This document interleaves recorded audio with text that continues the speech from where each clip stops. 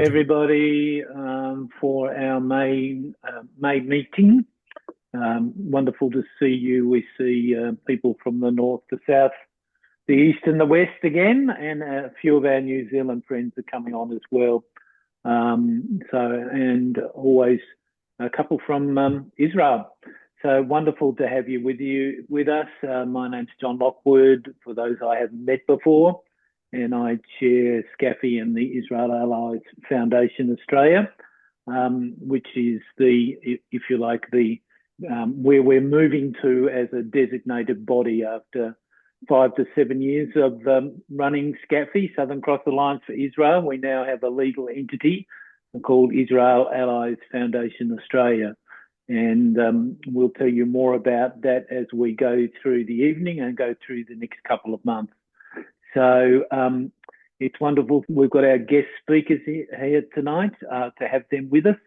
And I'm very conscious that one of them has to go early. And so we're going to move straight into our friend Pam introducing. Pam's one of our committee members from CFOIC. And actually, she's introduced two of the speakers tonight, but we're going to start with Lynda. And it's great to see you with us, Lynda. Pam, please welcome Lynda and introduce her. Yes, thank you, John. It's a privilege to have Lynda with us. Welcome, Lynda. Thank you so much, Pam and John. Yes, I'm very honoured to introduce Lynda. She's the president of the National Council of Jewish Women Australia. Her advocacy focuses on women's issues, building social cohesion, and recently on understanding the gendered dimensions of anti-Semitism in Australia today. Lynda is a regular media commentator and leads resilience workshops for Jewish women and families. We are certain your support and comfort for the Jewish community is most valuable now, as the testimonies given to the Royal Commission are both eye-opening and frankly quite frightening. Thank you, Lynda, for taking the time out of your very busy schedule to share with us some of your thoughts about the Commission and about your work with the National Council. Thank you so much, Pam, and I'm really delighted to be here. And again, I apologise that I'm only here for a short time, as we've got our own webinar tonight. It must be a big night for webinars across Australia, I think. Look, Pam asked me to quickly introduce National Council of Jewish Women Australia to you and then speak about the Commission, and I'd like to leave plenty of time for questions. So, first of all, National Council of Jewish Women is the oldest Jewish organisation in Australia. We like to say that we're 103 years old because women seem to get organised better than men and quicker. So we started first, but we work very, very closely with all the other Jewish organisations, and we sit on the boards of the Executive Council of Australian Jewry and also the Zionist Federation of Australia.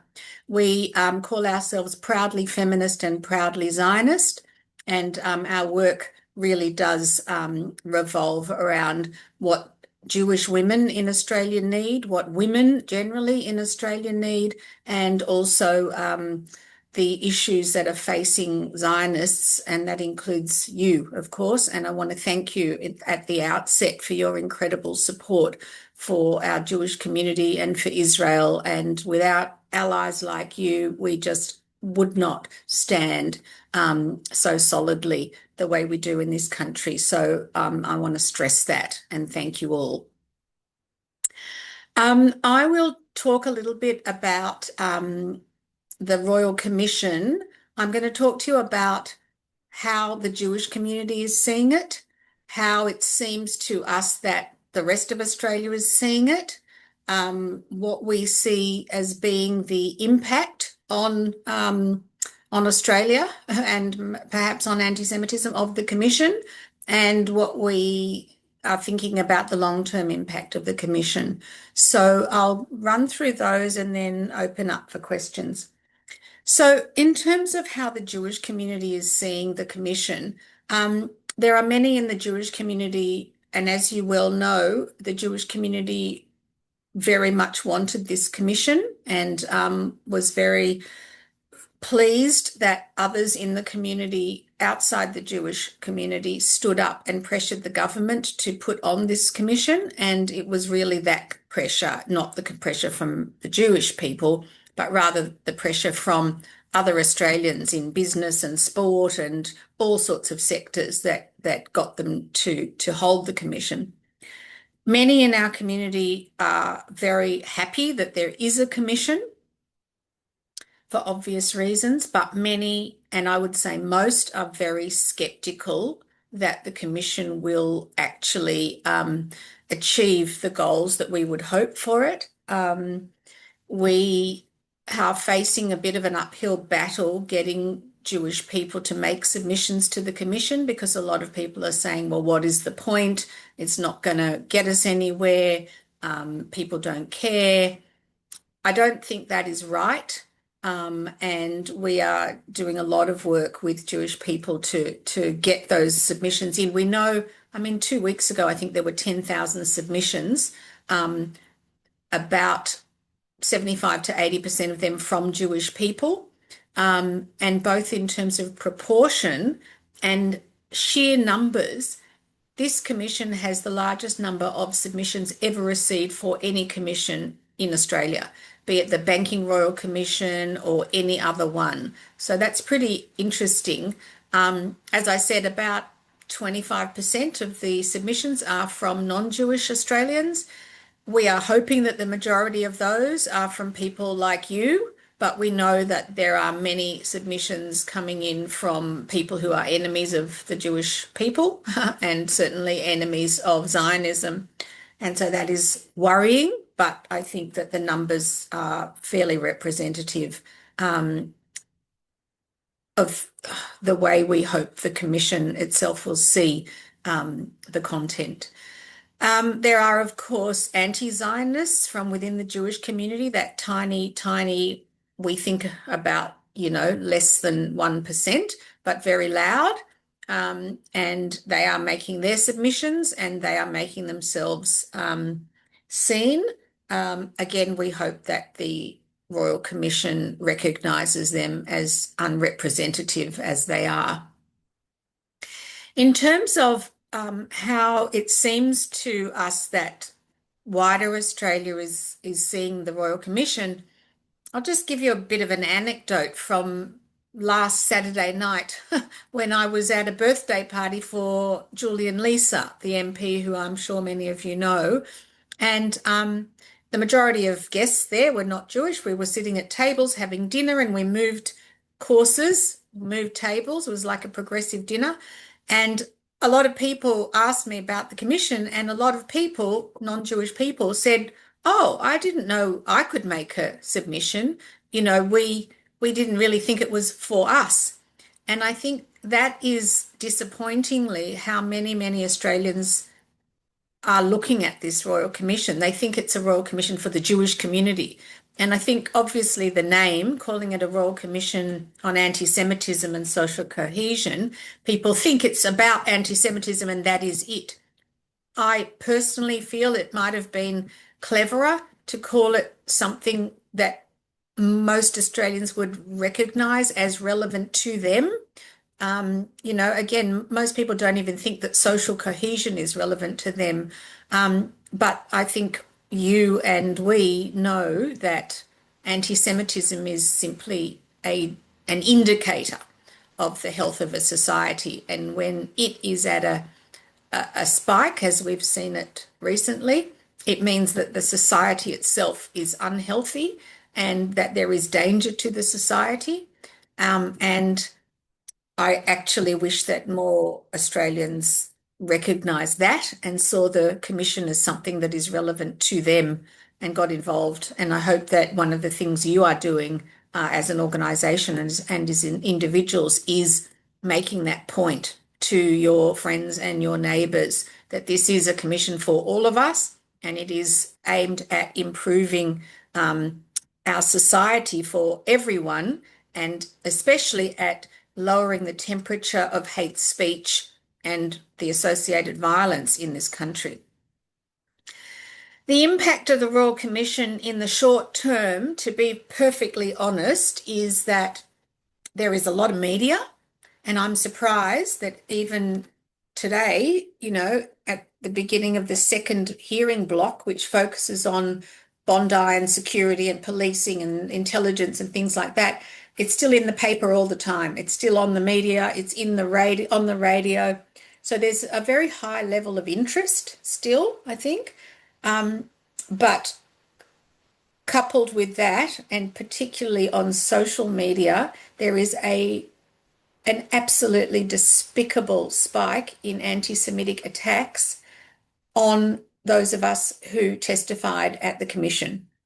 I cannot tell you how vile and vicious the attacks have been. There was another one on me today. There are attacks on witnesses every day of the week, to the extent that since day one of the hearings, we've been collecting the comments, the screenshots of all of this vile anti-Semitic abuse, and we have been giving them to the Commission.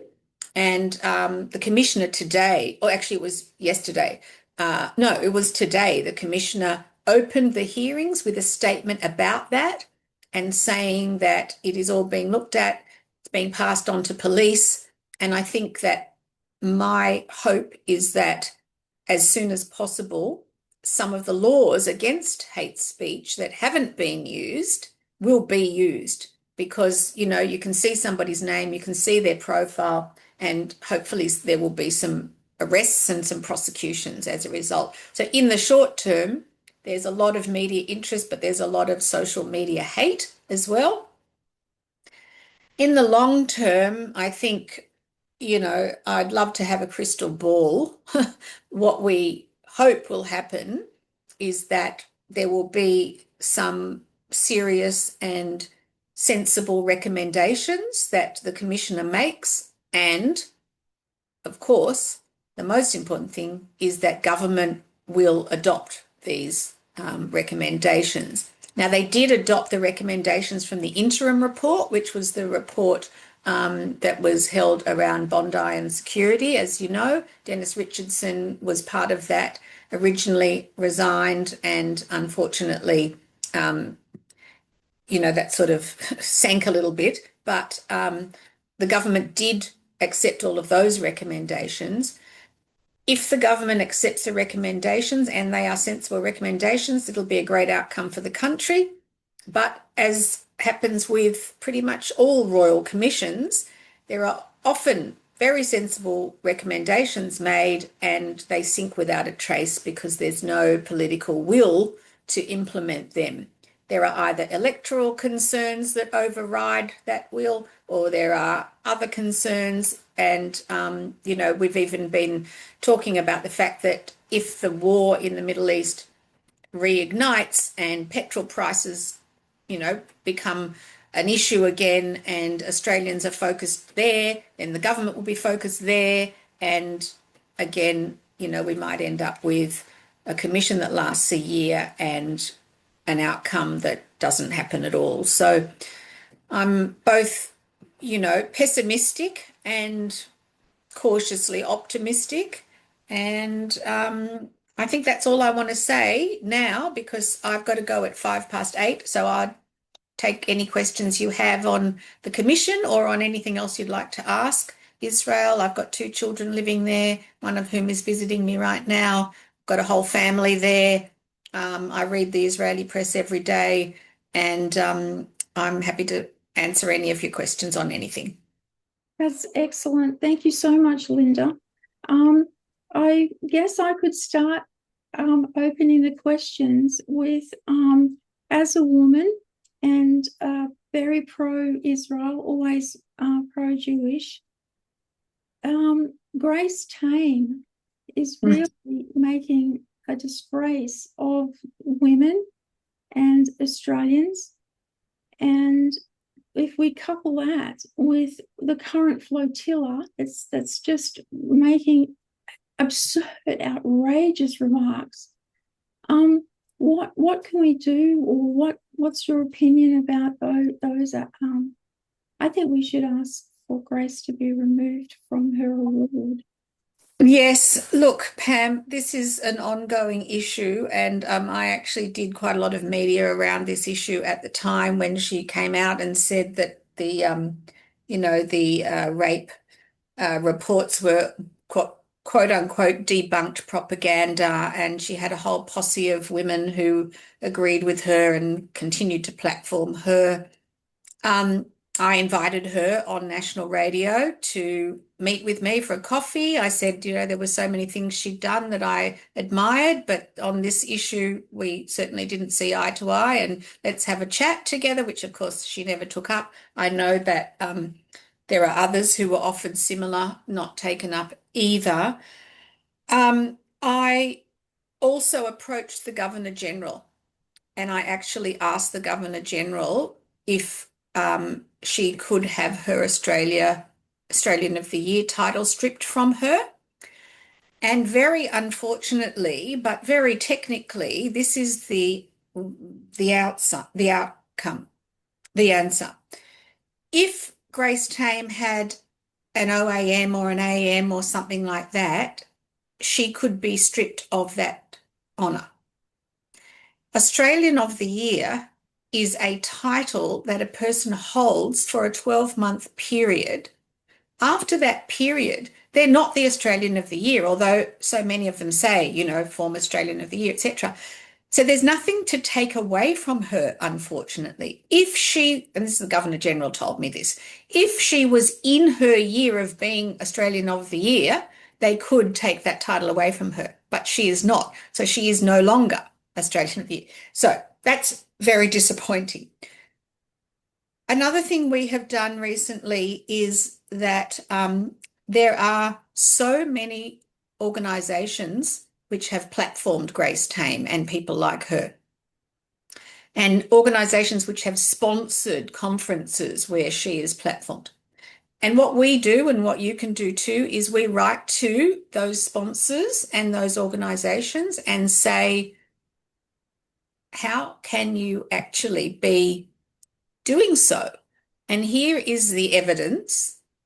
When you platform somebody, or when you pay to have somebody platformed, you are endorsing their views. You are saying that they are a role model for this country. And I can't give you numbers and I won't give you names, but I will tell you that doing so has caused a number of sponsors to remove themselves from such events and remove their money. It has caused Grace Tame to say that all her speaking engagements have dried up because nobody's platforming her anymore, to which I have said on radio, well, that is the natural consequence of saying things that make people ill. They're not going to give you platforms going forward. Of course, there will still be organisations and people who will, but there are many who will not. And I think that is something to do. Another thing that we did just last week, again, Pam, we can be in touch about this and I can pass the material on to you, is when the latest report about the sexual violence in Israel on October 7 and afterwards came out, the Civil Commission report, we sent that to all of those same people, the sponsors, the platformers, the people who've been in photographs with her, the, Women's Safety Commissioner, all the people who have, lionised her and said, this is what you are supporting. This is what Grace Tame says didn't happen. Please read it. And I just think that's the kind of advocacy we can do. Yeah, I know that was a long answer, but I hope helpful.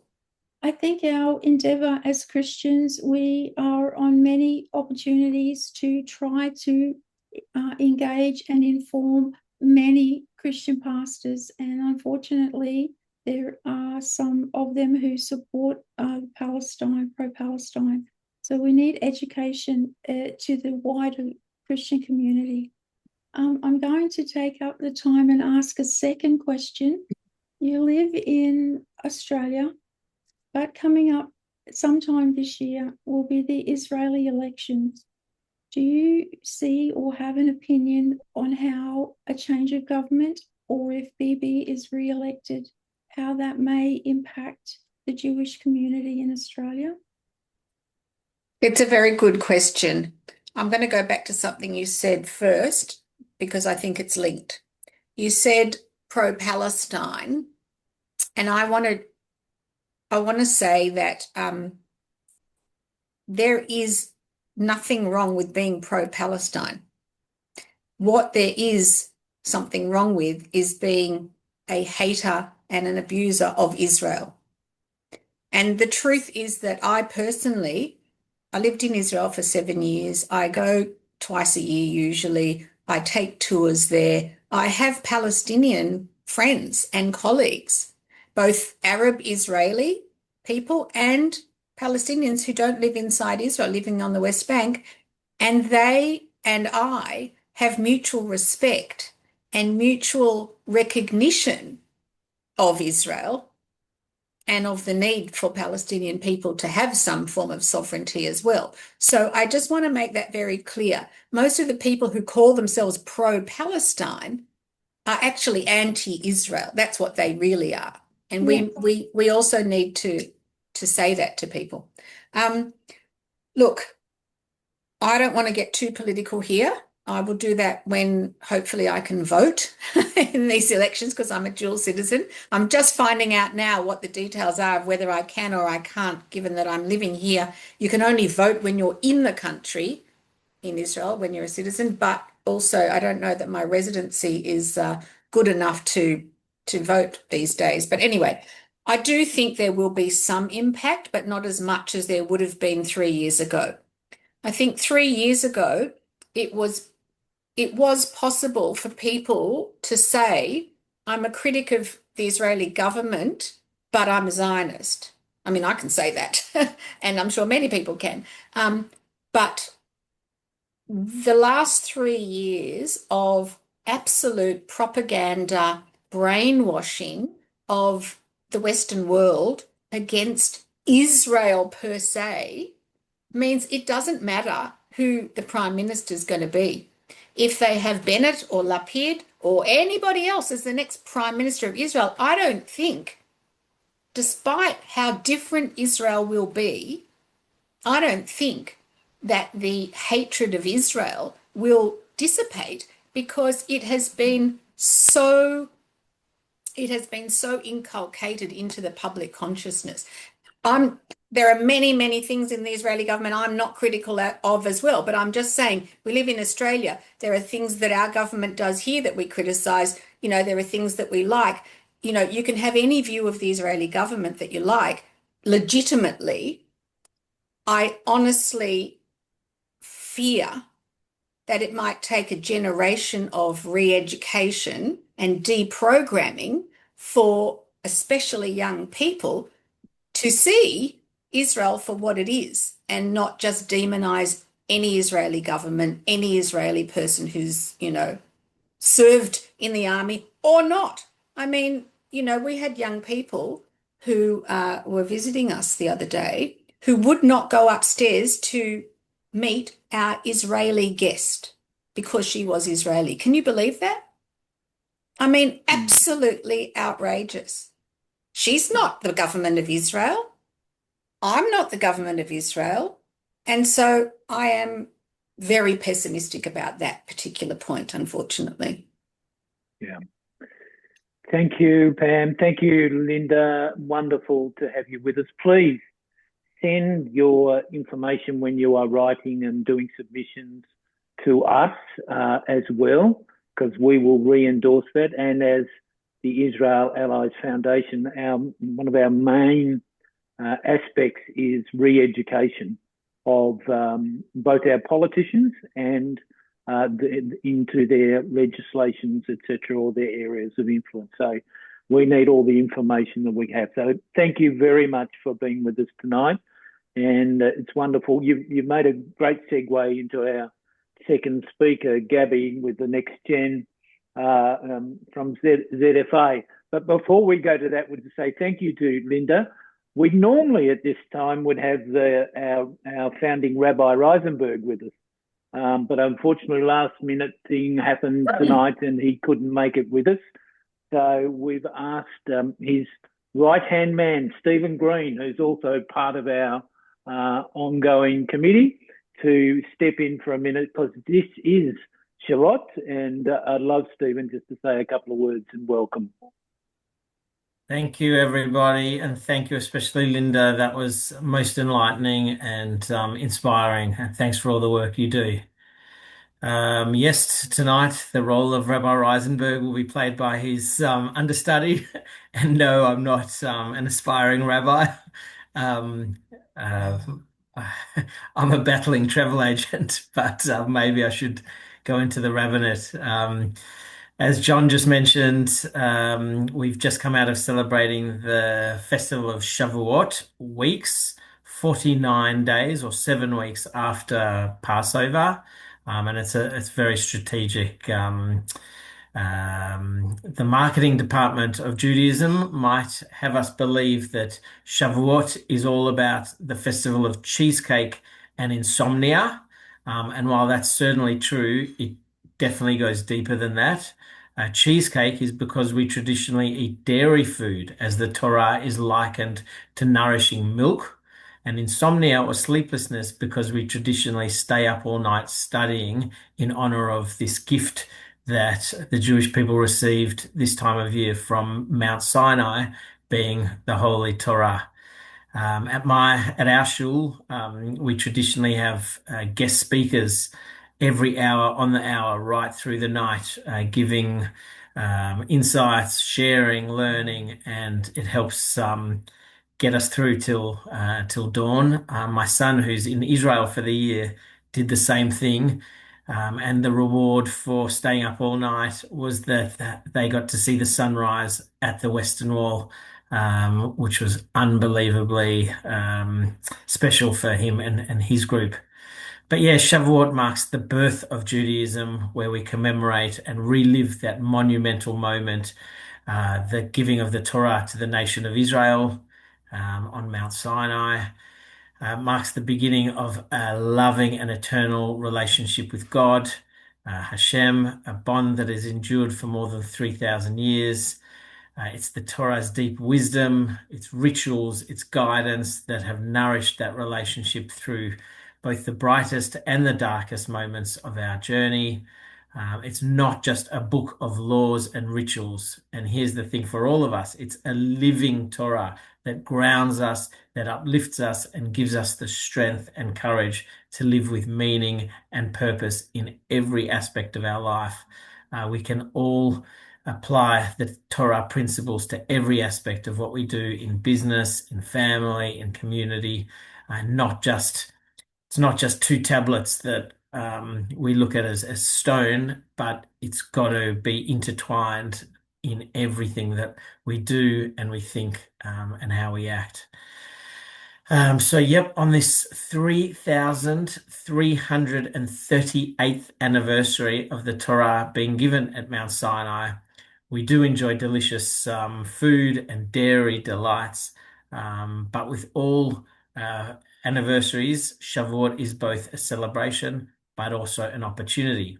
A celebration, sure, of the eternal gift, but an opportunity to reflect on each of our personal connections to Torah and our relationship with Hashem.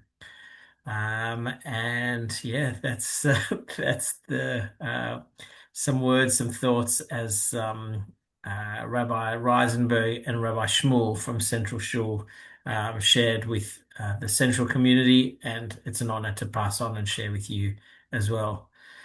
So over to our next guest. Thank you, Stephen. Wonderful.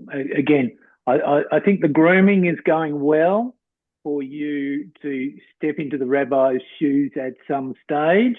Might be well down the track, but you're certainly on board, and it's wonderful to have you with us. And Stephen has been a great member of our committee since it first started. And of course, he's helped a lot of our friends and people to with his travel agency to go to Israel. And I think, he's working with Christians and Jewish bodies all around the country. So if you're thinking of going, give Stephen a call or contact us because he really looks after everybody. So I'm giving you a plug as well, Stephen, for Olive Tree Travel. Well, it's wonderful that we're in the theme, if you like, of having friends of ZFA with us.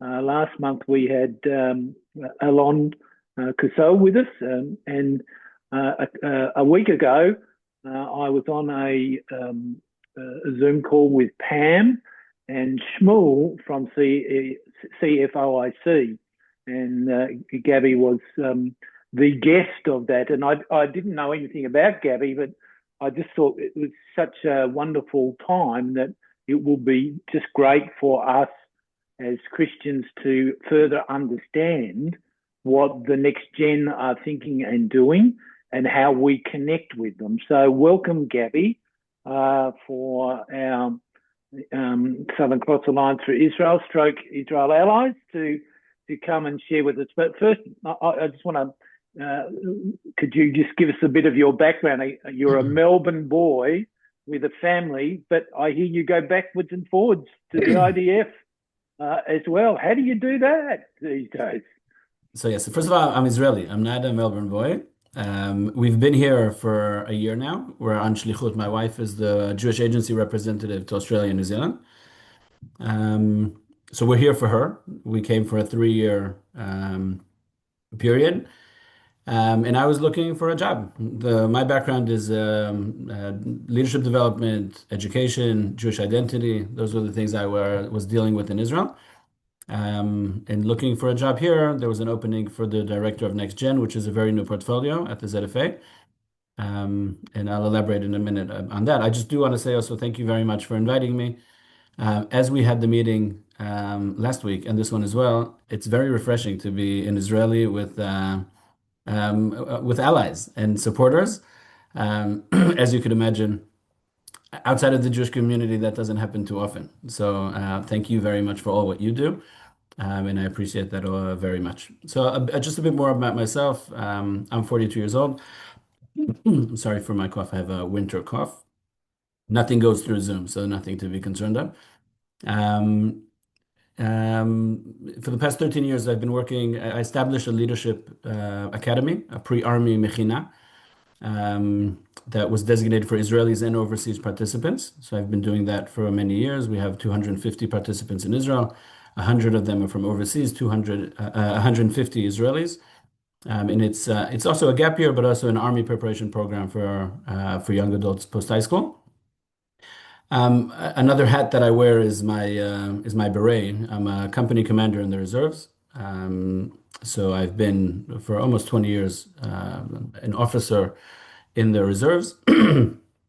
Since October 7th, I've been deployed 5 times, so with totaling of 330 days.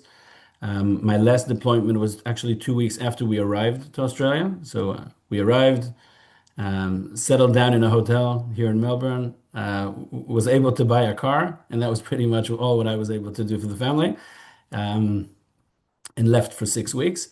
That was my unit was deployed into Syria, and my wife was left with trying to make sense of everything else and trying to figure out where to live and to find an apartment, to find a place. And my next one is actually coming up. I'm going again in September, at least as the plan now. I think with the way we see the news in Israel, things can change any minute. There were people that were called in today that were not expected to be called in, just because I'm sure everyone's aware of the situation in Lebanon.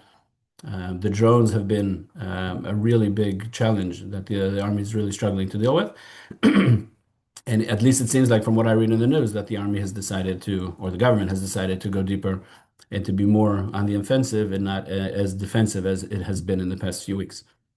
So as I mentioned, the role I got here was the role of director of Next Gen. And the truth is I tried to figure out what that means. It's a new portfolio.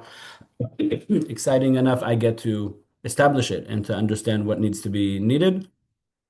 And the first thing I asked was just to meet young adults. I'm not a coffee person, but no doubt I had way too many coffees in the past, in the first few months of my role. And through meeting, there were also things happening here. This is obviously this is before Bondi. So events that happened here. There was a firebomb at one of the shuls here in Melbourne. A lot of issues with Israeli restaurants.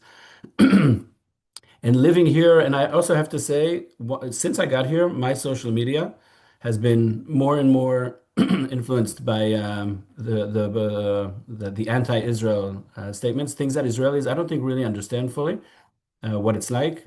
It's interesting. The more I watch, the more I get. So I'm actually getting a better and better picture of what actually things look like. Very frustrating because they're all with maybe a little bit of truth, especially from someone who comes from within the army.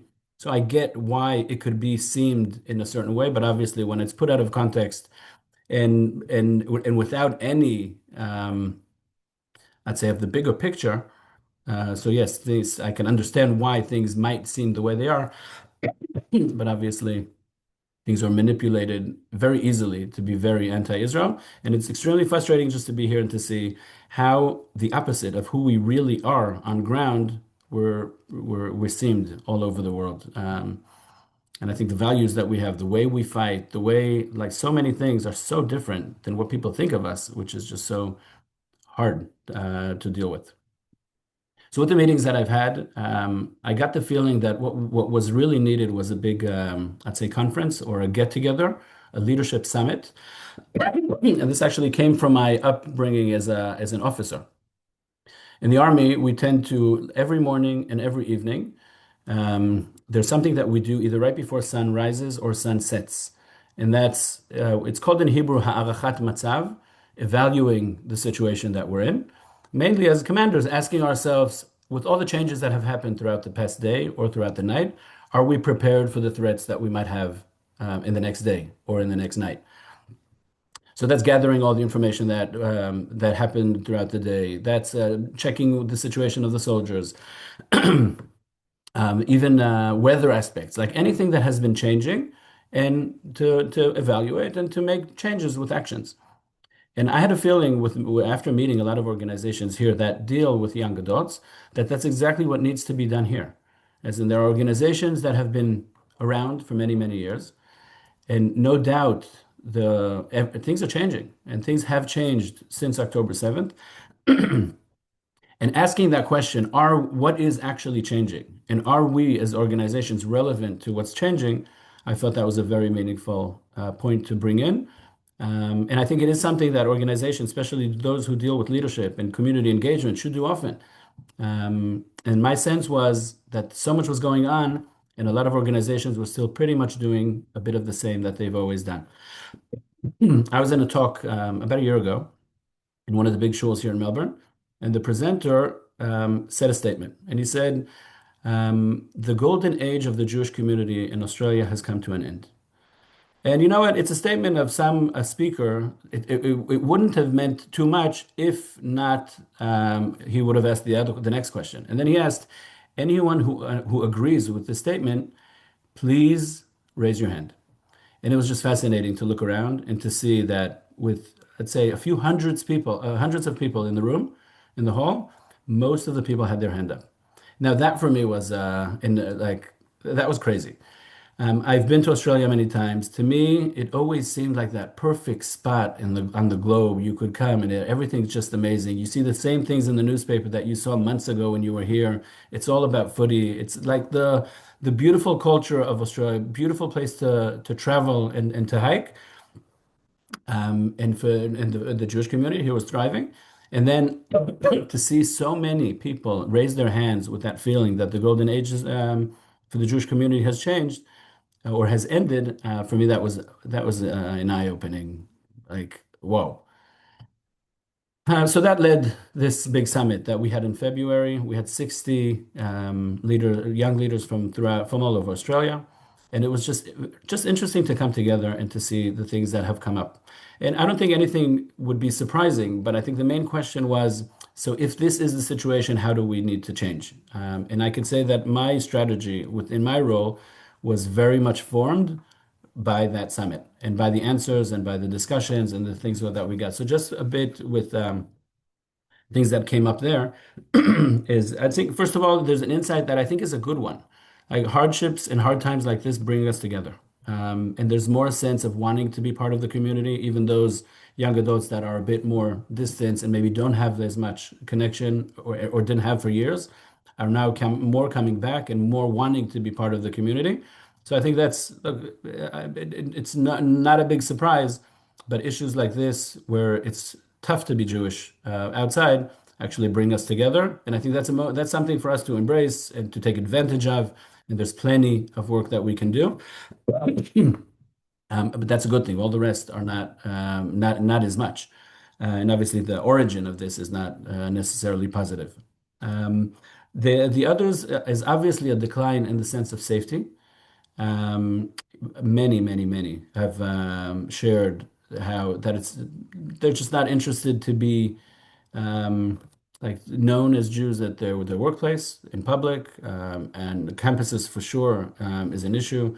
Try to keep that away, put away their necklace, take off their kippah in many places. I could say also for me, in places that I go around here, I ask myself, I had a driving test here that the Australian system made me do. Like, do I come to the driving test with my kippah? Do I want straight away to be seen as, oh, he's an Israeli? Am I going to fail my test? Or do I just want to look like anyone else? I figured once I had to present my passport, it didn't matter anyway because it says Israel on it. So that wasn't a question. But the fact that we go to these places and we're concerned of being Israeli or being Jewish, I think says a lot to itself.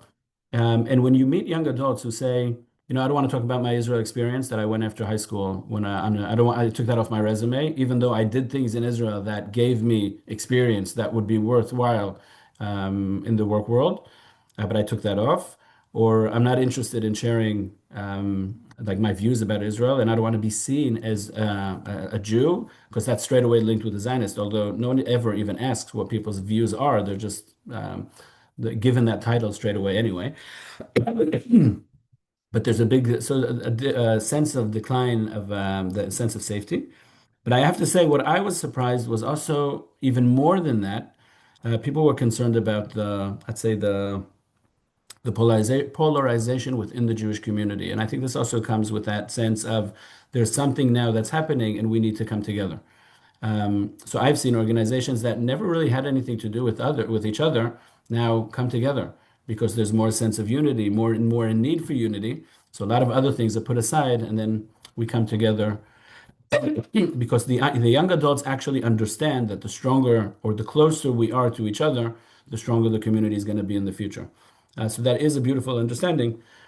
And again, it's just a shame that we need that external threat to bring us more together, but that's happening as well.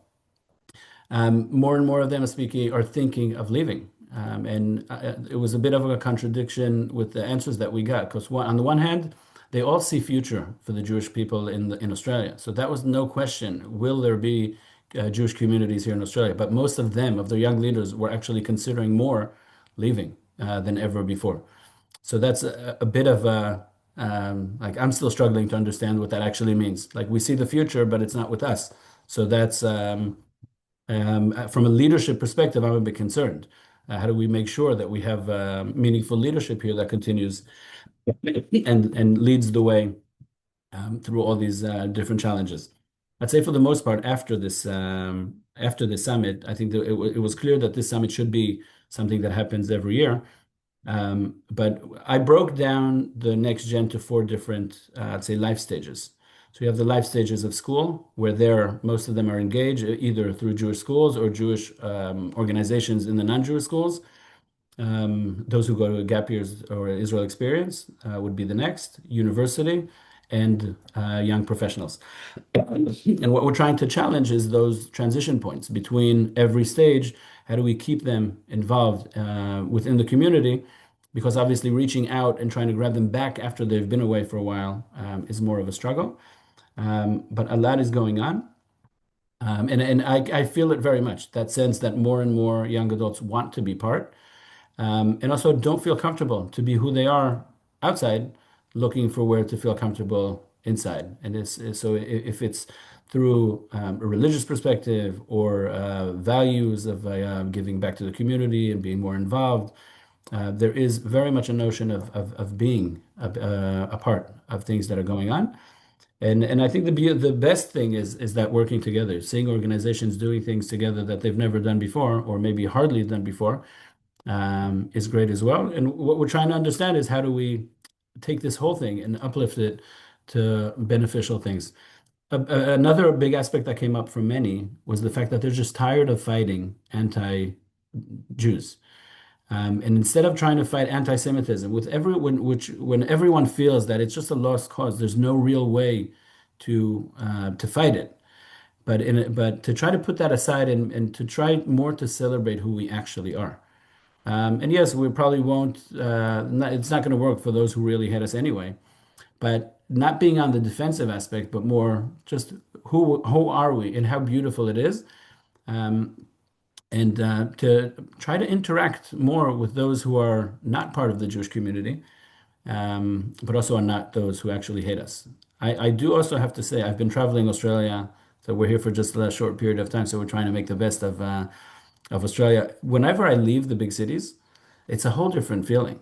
It's like, it's not that people, whenever someone asks, so where are you from? Do I say Melbourne when it's actually clear I'm not from Melbourne really? Or do I say from Israel? And I actually felt I was in like small places and I felt so much more comfortable saying I'm from Israel. And the reactions I got were beautiful. And great and hospitable so I think there's also something that the media is showing as if this is the reality when it's not necessarily. And I think the more young adults also meet supporters their age that are not from within the Jewish community, I think they'll get more of that feeling that there is support.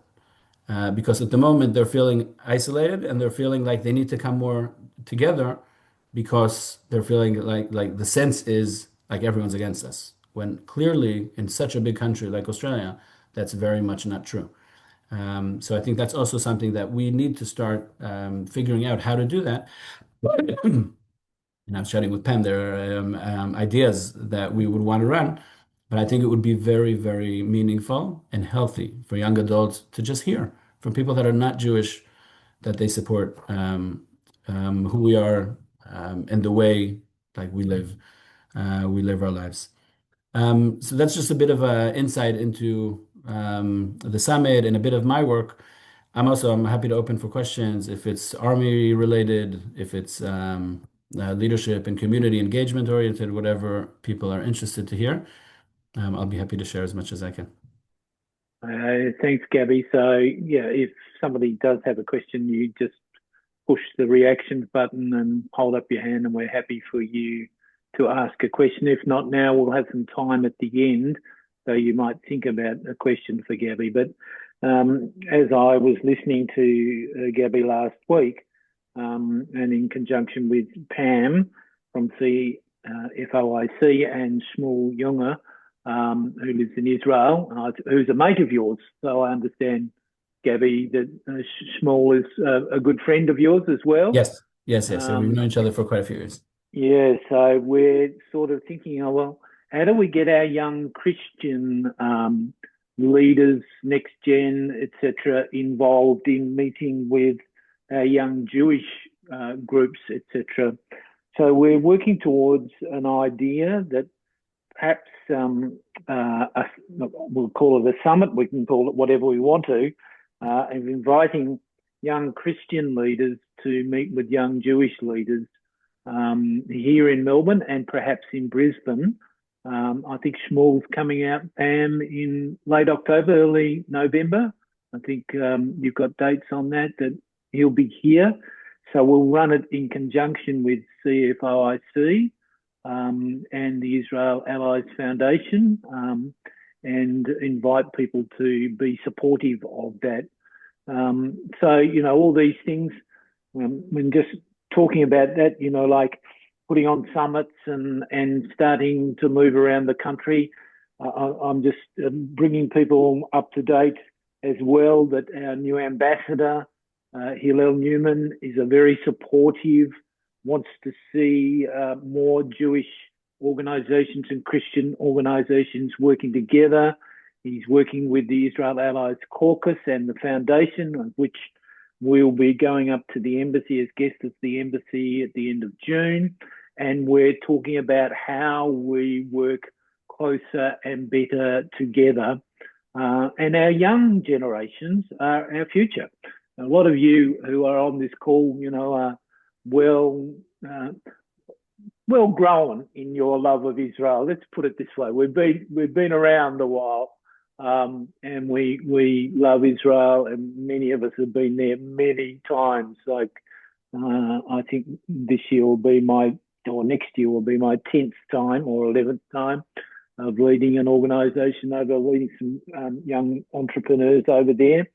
So we are open to suggestions. We're open to, you supporting us, all of you, as best you can.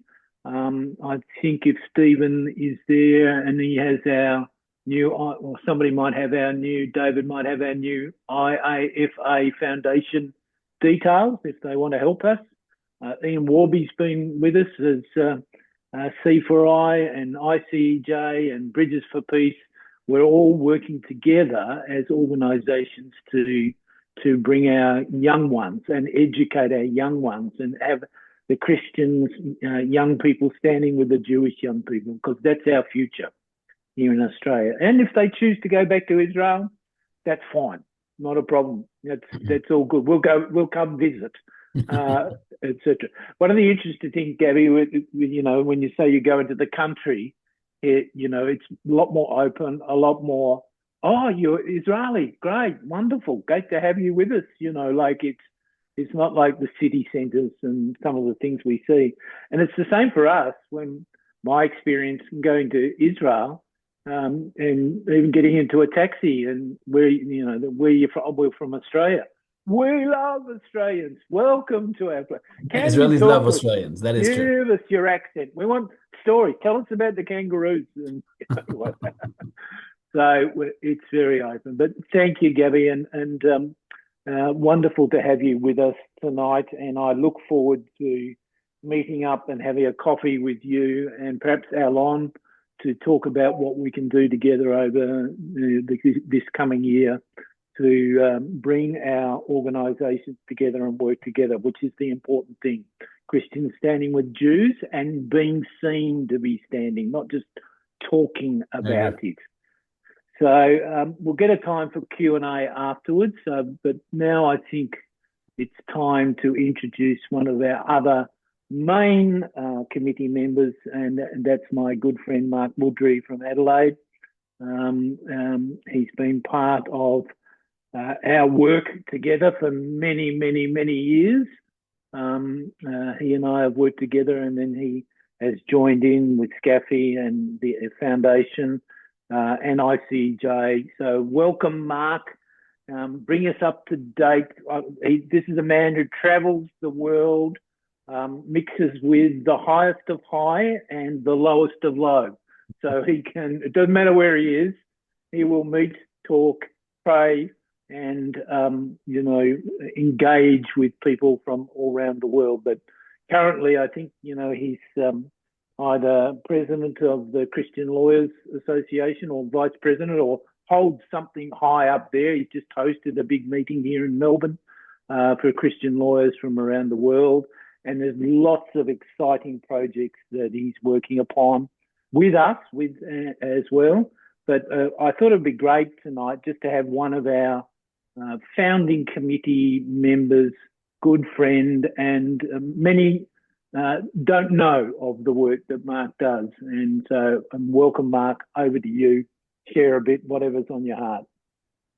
Thank you, John.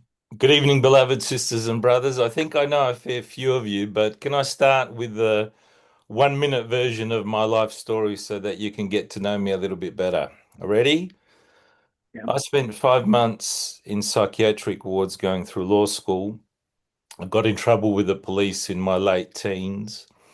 I've been a lawyer now for 36 years, and twice I've had the privilege of representing Australia at the largest gathering of Christian legal professionals in history in Washington, D.C. So a wonderful Hashem found me in the sad house saved me from the big house, trained me in the courthouse, and took me to the White House. And if he can do that with me, how much more can he do with every one of you? And Hashem loves to take us from the ashes, individuals, cities, and nations, and sit us amongst royalty, which is how I feel now. Now, remember, feel free to laugh and cry during my short presentation. And remember that this is one of the few occasions that you can hear a lawyer talk without worrying about how much you're being charged. All right?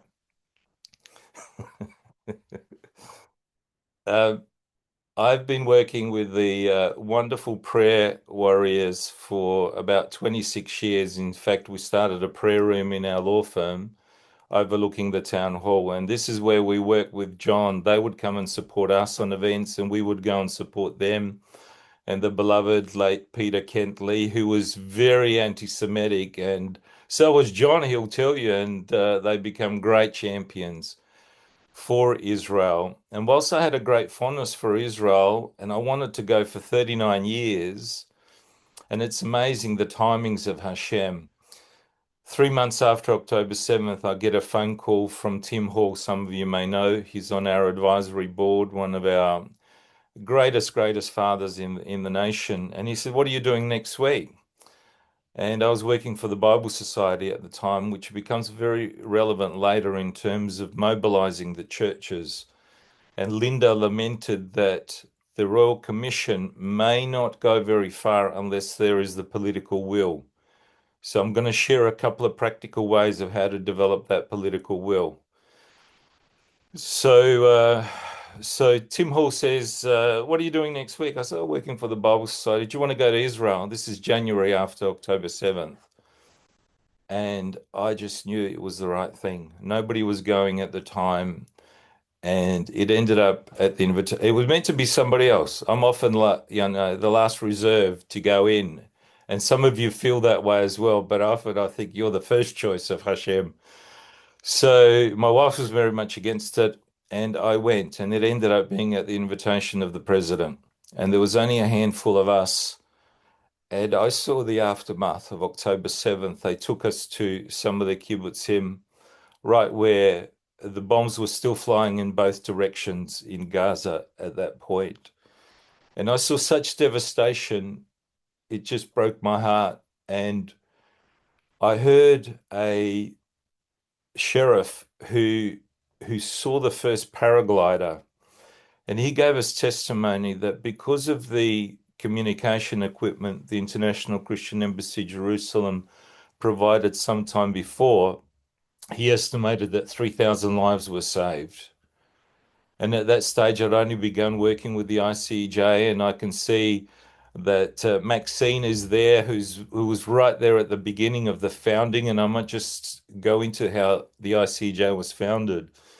When every single embassy pulled out of Israel after the Knesset rightfully proclaimed Jerusalem as the eternal, indivisible capital of Israel, and the Arab nations threatened under the oil embargo, every single country pulled their embassies out of Jerusalem, some to Tel Aviv and some completely outside of Israel. So a handful of Christians said, "We're not going to proselytize. We're going to love on you until the embassies return. Can we be your embassy?" And that was in 1980. So through that time, they provided bomb shelters, about 350 of them, helped about 180,000 make Aliyah. And just recently, there was a horse that has been bought for the children. And this is a beautiful little story. I can't help always sharing that some of the children have hardly spoken, and one of the children stopped singing. And when that child got onto Mudri, the therapy horse that Australia provided, that child started singing again. So that was the first time in Israel. Second time in Israel, I went with Sarah Way. It was our leaders' conference there, and I'll end up with a little story from that second. But just going back to the first visit, I was praying in front of the American embassy, and right next to me appeared a man in a wheelchair, and it looked like a bit of a hill.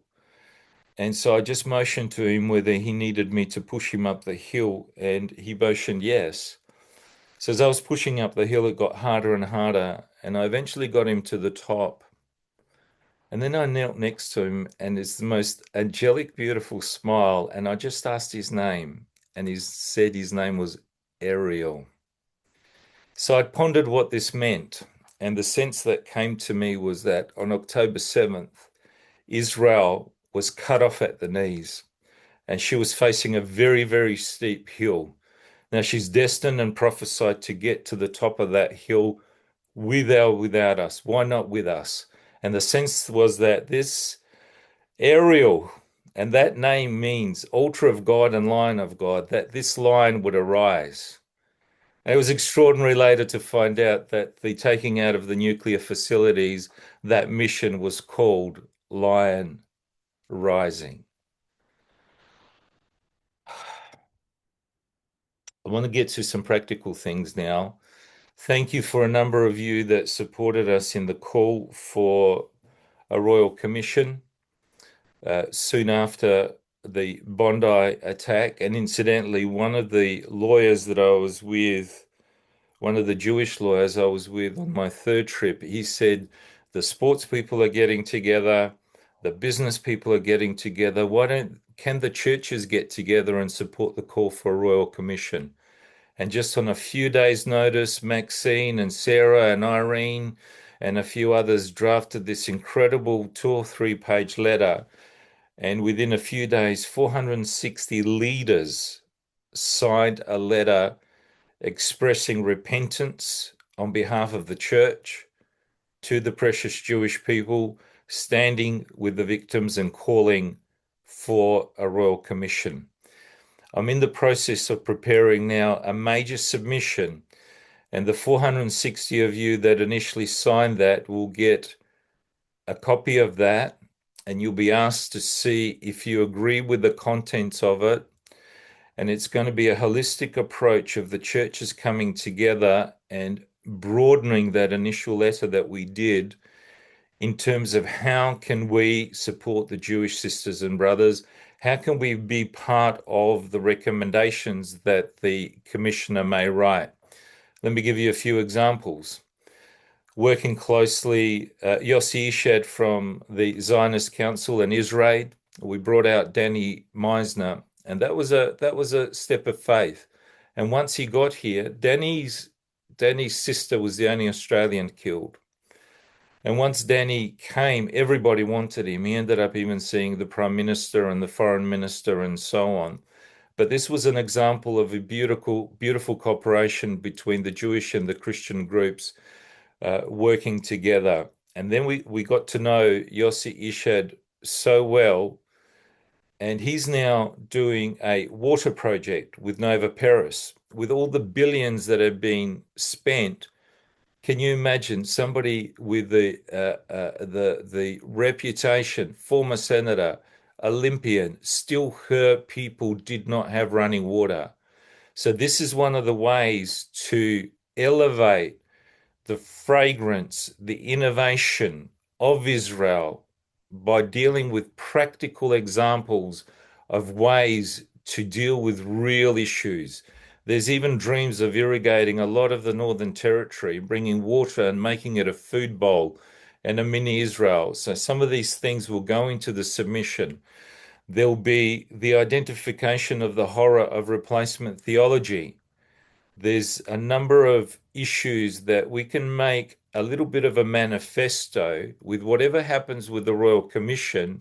This will be a way forward of the churches working together and celebrating everything we owe to the Jewish nation.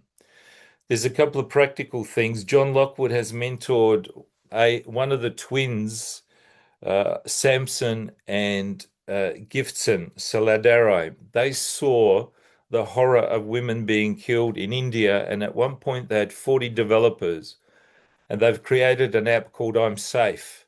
So with the rising fear of the precious Jewish people in Australia, campuses right through the West and many other nations, that app has been repurposed to Are You Safe? It's a free app. I encourage you to spread the word widely about that app. Are you safe? I'm safe. And it not only helps save lives, it not only makes people feel safer, they are safer, and also using blockchain technology, it can assist in catching the perpetrators. That's a practical way. The whole of this Jewish nation is not in post-traumatic disorder. It's in continuing stress disorder. So there's another wonderful lady who's developed a platform called Resolute Ready to help all those veterans and their families that are going through post-traumatic stress disorder. So they're two very tangible, practical things. This is all going into the submission. Then we've been hosting the Technion University, and John has done so much wonderful work with the Hebrew and other universities. So bringing out some of the water, agriculture, I'd mentioned the water, agriculture, IT, and particularly in South Australia where we've got the Space Agency and the Defence Project.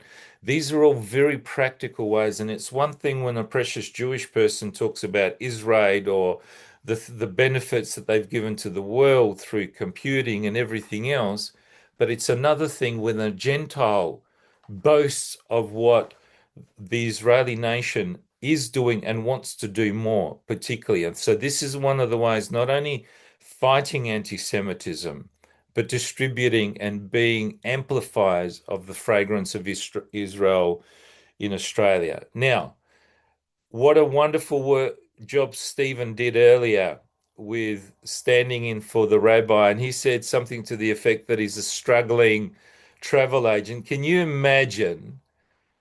He's a travel agent, and then everything shuts down, and then everything starts up, and then everything shuts down. So you have a unique opportunity, and Stephen, you've got a handful of seats left to join me in Israel in September for the Feast of Tabernacles, and we're going to add on a little trip to Technion. And in the chat, Stephen or John or David are going to put the invitation to the Feast of Tabernacles, which is a dress rehearsal of the nations coming together and going up to Zion when the Messiah is reigning for 1,000 years. So this is a little bit of a dress rehearsal, so you're welcome to come with me. And just a couple of other things, if I may. John mentioned Dr. Hillel Newman. We got to meet him, Sarah and I, 3 times in Israel before he came here. He'd never been to Australia before, and he's hit the airwaves. And even on the 7:30 report, I thought I saw a glimmer of warmth from Sarah Ferguson. And he has been a prolific ever since he got here. But what you may not know is he was previously posted in California. And when he got there, there was hardly any cooperation between the Jewish and the Christian communities. By the time he left, there was more than 200 churches working with the Jewish communities.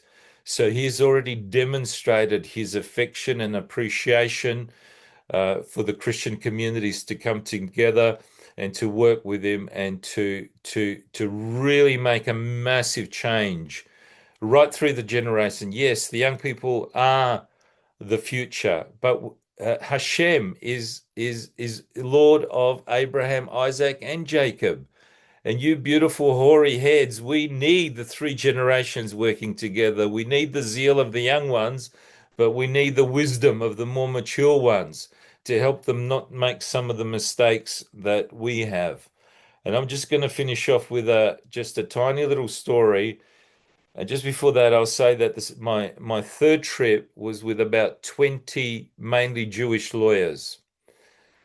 And when I repented of how the church has treated historically the Jewish people, they were almost in tears. They embraced us, so that when we went to the Nova Festival and to the different kibbutzim, including the one where the Bibas family came from, they were just weeping on our shoulders. And the mandate of ICJ, and many of you do exactly the same thing, is to comfort Hashem's people.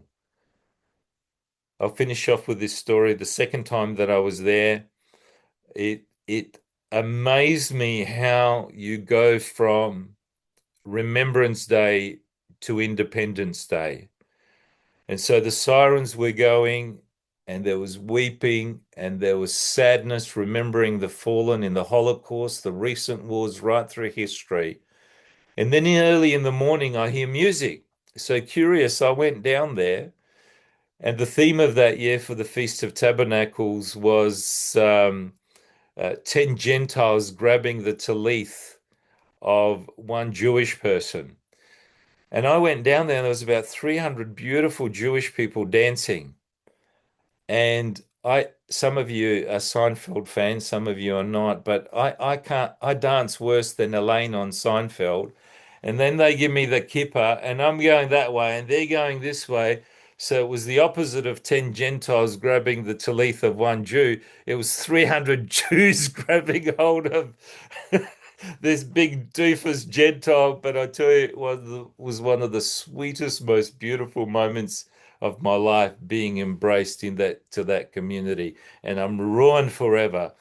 Politically, I've seen how things work on the inside. I have a Senate strategy that could help the Victorian election and ultimately the federal election, so that we can hold back the evil that is being pumped through and resist it until the reformation of those that the Lord has pre-prepared, his Esthers and his Daniels, for this very hour. Thank you so much for listening.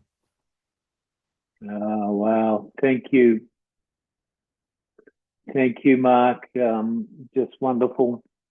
Yes, we've shared many journeys, and you just reminded me, I think on my second visit to Israel, we went down to the Western Wall and prior to Shabbat on a Friday, and all the IDF young fellas and girls were down there and started singing and dancing. And I'm a bit left-footed like you, but I ended up in the middle of them with my Australian light horse cap on, etc. And they taught me how to dance and sing, and it was something I will never forget. Just an amazing time of people celebrating together. So we've got some time for questions.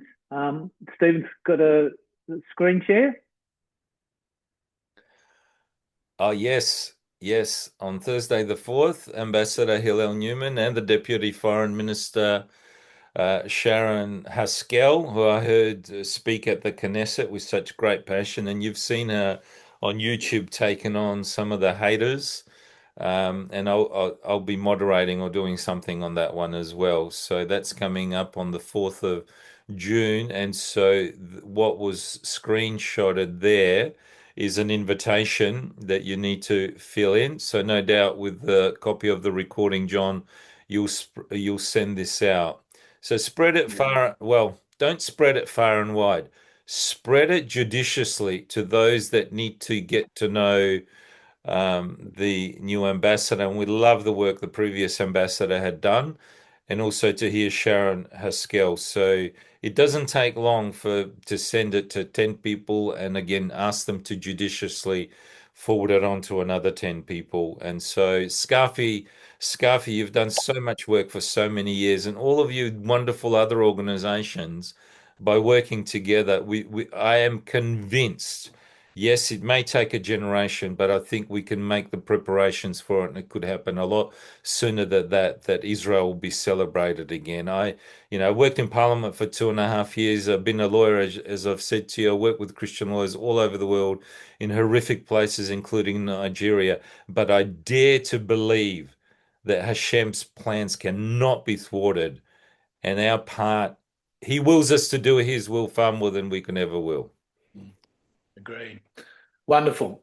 Now, if anybody's got a question, I see a comment now that Mark Leach is very much a supporter that we work with as well from Never Again Is Now. We may well have him on in June, together with a story from a lady that was hosted last night by Barbara and Norman Miller from Indigenous Friends of Israel. And her name is Deborah Conway. For those who are old enough and know her songs, her story is remarkable. So hopefully in June we'll be able and I really related to Lynda when she said, after witnessing at the anti-Semitism briefing, etc., the amount of hatred and works against these people is just, I just shake my head. And for those of you who live in Melbourne, on June the 11th, Deborah Conway is performing at the Birdman's Cage, I think it's called, in the city.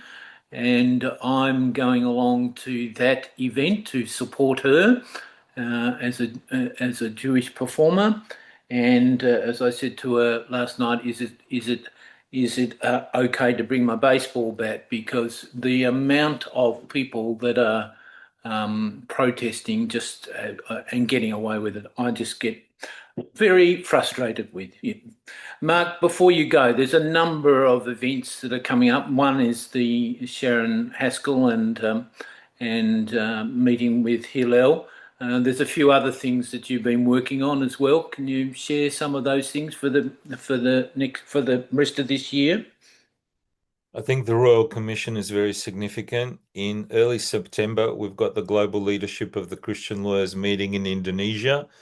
And just so you know that the Indonesian Christian Legal Society is very, very strong. And even though it's the most populous Muslim country in the world, there's still something like 30 million Christians. And there are things happening in the Pacific with the Allies Caucus. It's wonderful that Fiji has moved its embassy into Jerusalem now after New Guinea already. Samoa is on its way as well. And actually, it's the Pacific nations and the African nations. Some of the African nations are holding back the tide of anti-Semitism. I'm just trying to think of a few other events that are coming up that are very significant. Tommy Cruller has published an excellent book of his father's journey in Auschwitz. It's called The Boy in a Suitcase. We're going to get copies and circulate some of those. And Tommy's father got interviewed by Mengele, can you believe? And they found his suitcase. It's one of the most moving. It's a brief story. And this is one of the ways that we can fight anti-Semitism. The other is the awareness of the Holocaust museums. When we brought Danny Meisner to Brisbane, not one senior Christian leader knew that there was a Holocaust museum in Brisbane. We're putting all that in the submission. There's one in Adelaide. So educating the young people, and actually from state schools in South Australia, even whilst it was closed, 3,000 students were shown what had happened in the Holocaust. So that's the other thing, to spread the word that there are Holocaust museums, and some of them have wonderful AR and VR that interests the young people as well. But I'm answering a different question that you asked. That's a hangover from the political life, Johnny. That's okay. That's fine. Apologise to my wife. I've got my red glasses on because I've lost the other ones on the way over to Hobart today. So I've got the reserve ones on, which she hates. But anyway, I'd also like to recommend this book that Colonel Michael Scott, I don't know if I can get the light on it properly, is available.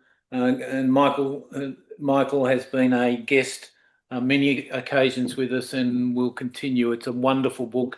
It's called When Our Light is Tested. A wonderful book for all Christian people to buy, which you can find online by Colonel Michael Scott. So please support him in the work that he is doing amongst the Christians and the Jewish organisations throughout the country. Got time for one more question. If anybody has a question or a comment, we would, for either Mark or Gabi is still with us. Johnny, can I throw two things quickly? Yeah, of course. Mark Norbury is on the call today. I don't know how well people know him. He's part of a charismatic Catholic movement for reconciliation with Israel called something like Towards Jerusalem Council 2. So get to know him. That's another army that's being developed and is very, very strong and important. The other is there was an Iranian car rally yesterday. The Iranians that love Israel as well. So it's so important to reach all these other communities. Is Mark waving there?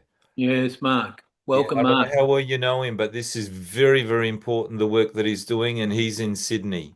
Thank We're you. just out of. Lovely to hear from you, Mark, and thank you for your kind words. And lovely to be Yeah, here.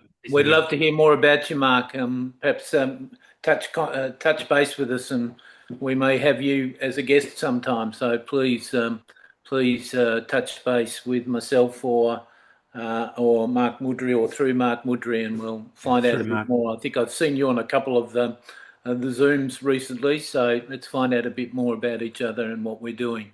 And as we've said, you know, and Gabi has said, it's during these times that when it's really tough, we need to come together. And the young Jewish people and the Jewish communities have been forced to come together for unity.